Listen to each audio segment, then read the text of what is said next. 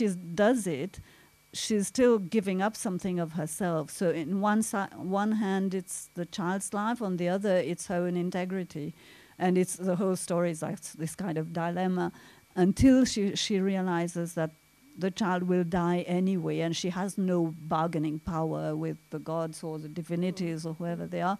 But there is something in that sort of spiritual sort of getting out of yourself and sort of in a way finding out whether there's a truth in this walk on fire, whether she will really not burn herself.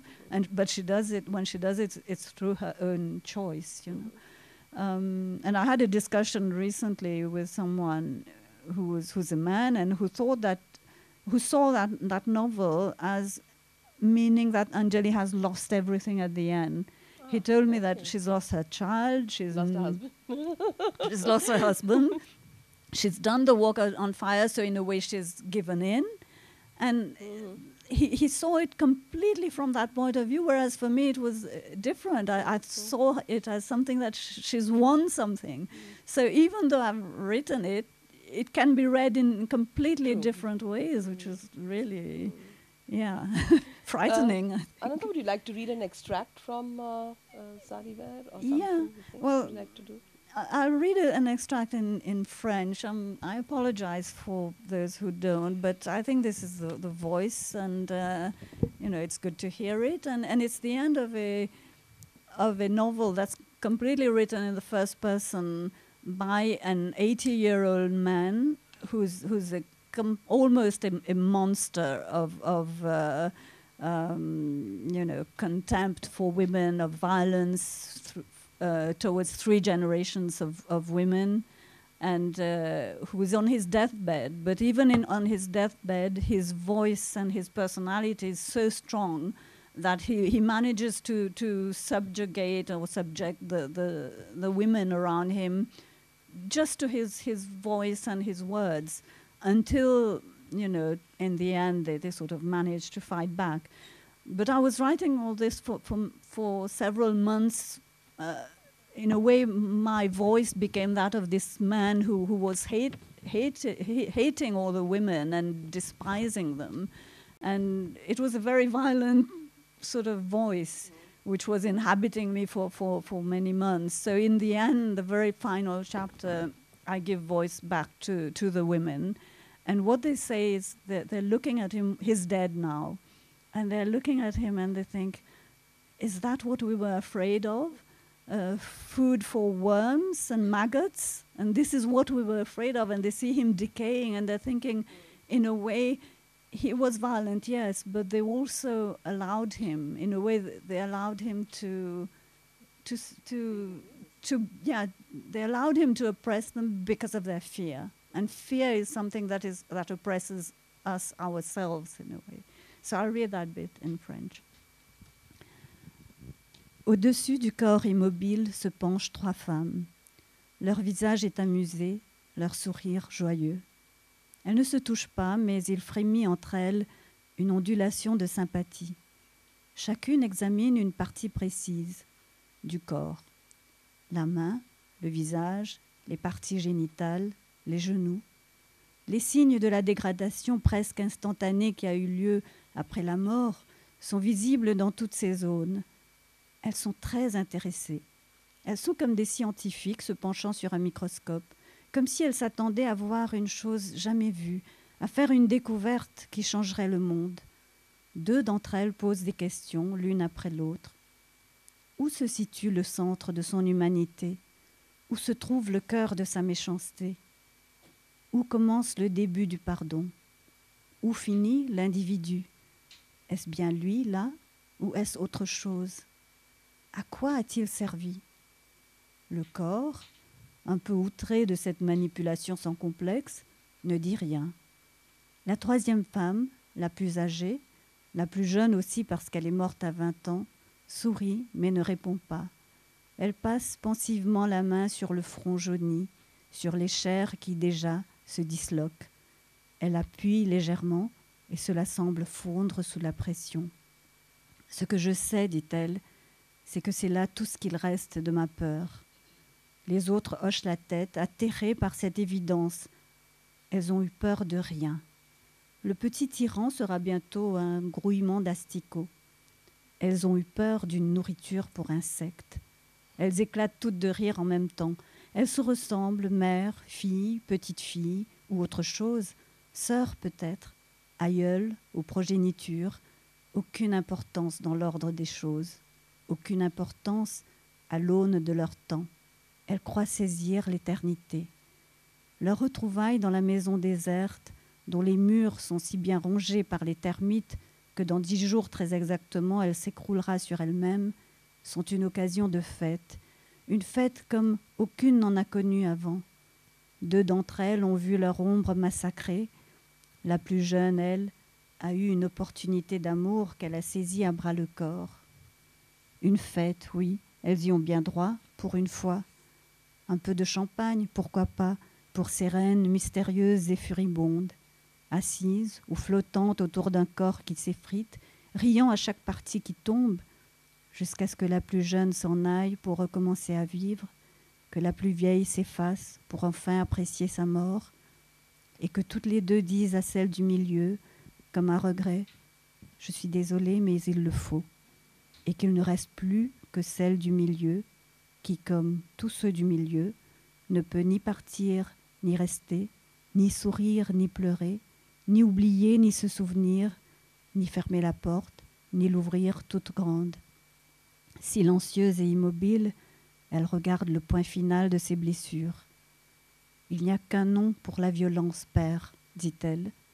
C'est la violence. » Voilà. Thank you, Ananda. Thank you. Thank you for reading that, and perhaps I'll make this transition to speak more about your writing. I mean, I've always wondered, you're such a prolific writer, and yet you have a full-time job as a translator, and you fulfill your role as a wife, a mother, and apart from that, coming to events such as this. Tell me, what kind of a discipline is there in your daily life? How do you write, and what are the inspirations? I mean, we'd like to hear about, how the idea starts, and how, for example, what would be a typical day like, which is a fulfilling day in terms of writing? How much of writing do you manage to get in a day? Well, I'll tell you something. I actually think I'm quite lazy. And the reason I actually work and do all this thing is I think if I had too much time on my hands, I would probably procrastinate, all day long and find excuses for not writing. Whereas by having very little time, I find I use it much more sort of effectively. Mm-hmm. And also the other reason for continuing to work, although I could actually stop now and go into full-time writing, is that I don't want to be dependent on books to earn my living, because then I can take my time, although I publish quite regularly, it's true, but I won't publish something if I'm not sort of happy with it. And there are lots of novels I've written or manuscripts I've written and left in the drawer because I wasn't happy, and I would come back to it later on or leave it altogether. So I've probably written twice, the amount that I've published. Mm. But the fact that I earn my living as a translator means that I'm not sort of, first of all, trying to publish sort of too often as soon as a book is finished, publishing it just to get some revenues out of it. And also not to be too obsessed about articles and the sales of the books, because if you live, I think everywhere is the same, but if you live in Paris and you're a writer and your book comes out, I have a lot of friends, they call their press attaché, and am I going to get an article? Is this paper going to publish something? And what are my sales? And they get really obsessed about it, whereas I'm sort of living outside, and I sort of, usually when a book is published, I've already probably thinking of the other one or started on the other one, so I'm not too obsessed with it, which in a way is probably not good also, because then I don't fight very much for each book, but I think they have to live their own life in a way.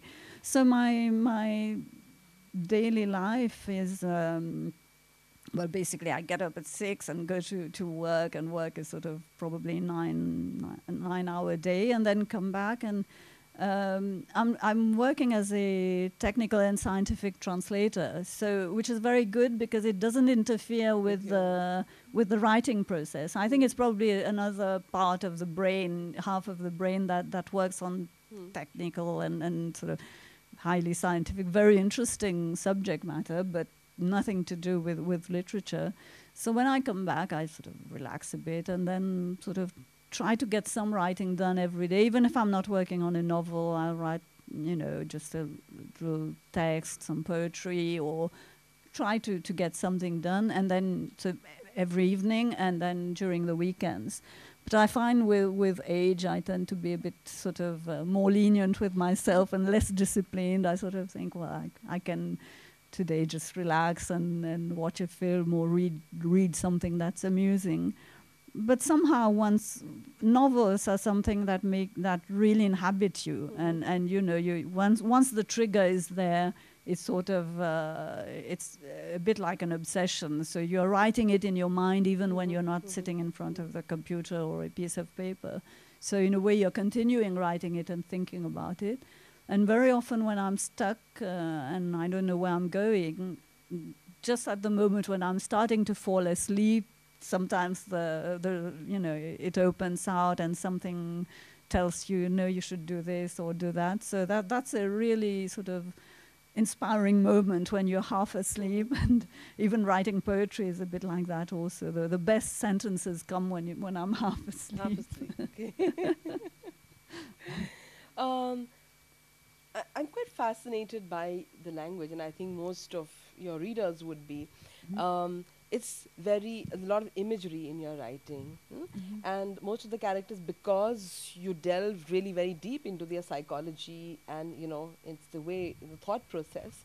So I'm talking about the craft of writing right now. I mean, how do you sort of work at that? Is it some kind of a technique or an exercise that you impose on yourself to get a certain effect of writing sometimes? Because it does seem very measured, No, actually, recently not recently, but some time ago, I reread the short stories that were published in my very first collections, which was in 77. So that's a considerable amount of time back, and I was obviously very young then. But I found that everything was already there, all the themes, the way of writing. Of course, it was still very sort of raw, yeah. But everything was. I felt as if actually I haven't really changed that much. But what changes is actually the craft, is reworking them. Because at that time when I wrote these stories, I didn't want to work on them again. I thought it's finished. I've written it. It's great, and I'll publish it that way. And now, on the contrary, not now, I mean, since many years, on the contrary, the first draft comes very, very quickly, usually. But then the reworking is the most, in a way, interesting process, I find, because that's when you're going to really flesh it out, and the first draft is a bit like a skeleton, but it also that first draft also contains the tone and the voice, and for example, like La Vie de Joséphin le Fou, it's a tiny little novel, but I had that idea for maybe 10 years before, and I was trying to write it several times, and I couldn't get it to work, and then once it just happened that I literally I sort of heard the voice of this narrator, and once I had the voice, the writing was extremely quick for that, especially because it's a small novel. So in a way, the correction, reworking is more of a polishing of removing things which are a bit where you've lost a bit of the flow and you're trying to fill it in, and also try to make each sentence worth it in a way, and not to sort of have a filler just to get some length or some more lines, but make everything sort of work and not, well, try to get rid of cliches, for example. But yeah, so sort of there is, working the language. And for me, the two things are very, very important. Is that first, I mean, there is the subject matter, but the language is extremely important.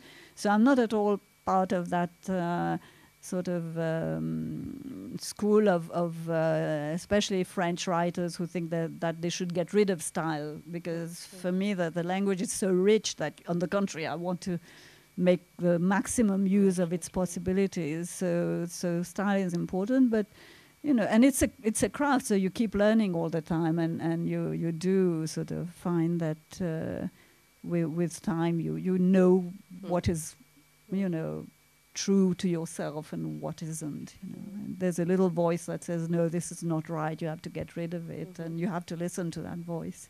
Perhaps one last question before I ask you to read an extract in English, Ananda. Now that you publish with Gallimard, which is the leading publisher in France, but at the same time you began with Gallimard, but with a collection which is called Continent Noir. I mean, for those who don't know French, perhaps I would say the dark continent, or the black continent. So how was the experience initially to be sort of labeled as a writer from a particular part of the world, and then graduate to what we may call in Gallimard la collection blanche? Yeah, well, I went from the black collection to the white. To the white. But it's part of this whole publishing process for people like me who come from Mauritius, or those who come from an African country. It's that it was all, I mean, it's difficult for any writer to get published, right? It's not like, I mean, except for some exceptions who get their first novel published, but everyone, it's a difficult process. But when you come from a small island in the Indian Ocean, it's obviously even more difficult. So I used to send all my manuscripts to the main publishers, but when I didn't, get accepted, so I started out being published by a small publisher in Mauritius, well, the sole publisher of literature in Mauritius. Then I was published by a good publisher in Africa, in Senegal, Les Nouvelles Éditions Africaines, which is actually a good publishing house, but again, fairly limited in its distribution and diffusion. Then I was published by a small French publisher, which is very criticized because it has a kind of self-publishing part also, which wasn't my case, but it's called L'Harmattan, and we all the sort of so-called francophone writers, we have a joke about this. We say that L'Harmattan, going through L'Harmattan, being published by it, is like the military service for all francophone writers. Most of us have gone through L'Harmattan before going through. So, and then I went to Dapper, which is also a small publisher, but a bit more prestigious. And then when this collection was created in Gallimard, that one of the writers who was published there actually asked me if I had any manuscripts that were sitting there and whether I wanted to send it there. And of course, you're not going to say, oh, I won't go to Gallimard because it's Continent Noir. So I sent the manuscript and it was accepted, and it was a great moment for me. So I will never sort of criticize this collection, although it was very much criticized in France because of that name, and it sort of categorized, and some people said ghettoized the people who were publishing there, but it gave us a lot of a platform, and visibility. Yeah, visibility, and I think it's getting more accepted now. But it's true that at one point I said, no, I can't all the time be regionalized or circumscribed in a kind of that kind of identity with a label. So I said to them that I would probably go to another publisher for the next novel. And then they said, well, if you want to go to the Blanche, we'll take you in the Blanche. So then I was published in the Blanche. But I'm extremely happy, and it's one of the only, well, in France there are a few publishers who still believe in literary fiction, even if they're not bestsellers, they don't bring in a lot of money, but they have other authors who bring in a lot of money. So in a way, they use it to continue publishing writers who are sort of midstream, if you like, in terms of sales. Whereas I think in the English-speaking world, it's much more difficult for writers now who have 3 or 4 books that have had sort of, middling sales to continue to be published by the big publishers. So, yeah, I'm very happy with it. Would you like to read us an extract in English? Yeah. Is it from the Indian Tango? Indian Tango, yeah.